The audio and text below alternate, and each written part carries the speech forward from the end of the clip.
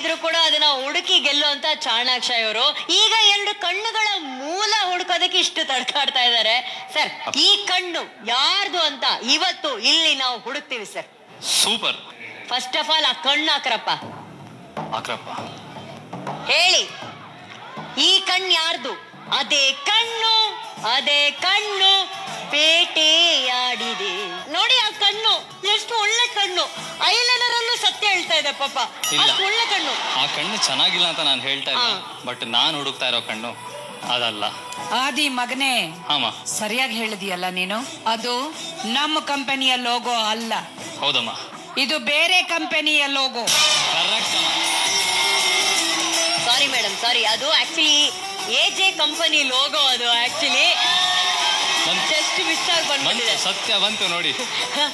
This size is stolen are given for that company.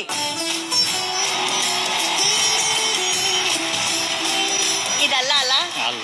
ಆದ್ರೆ ನಿಮ್ಮನ್ನ ಅಷ್ಟು ಸೆಳೆದಿರುವಂತ ಒರಿಜಿನಲ್ ಕಣ್ಣನ್ನ ನಾನು ಇವಾಗ ತೋರಿಸ್ತೀನಿ. ಇದೆಲ್ಲ ಡೂಪು, ಸುಮ್ನೆ ಮಾಡಿದ್ ನಾವು. ಹಾಕ್ರಪ್ಪ ಒರಿಜಿನಲ್ ಕಣ್ಣು. ಇದು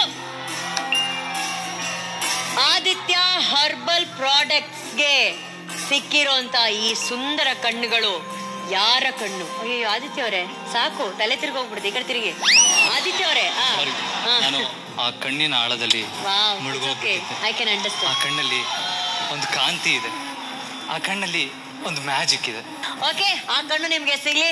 all the very best sir. All the very best. All the best. Zee Kannada ಬಯಸಿದ ಬಾಗಿಲು ತೆಗೆಯುವ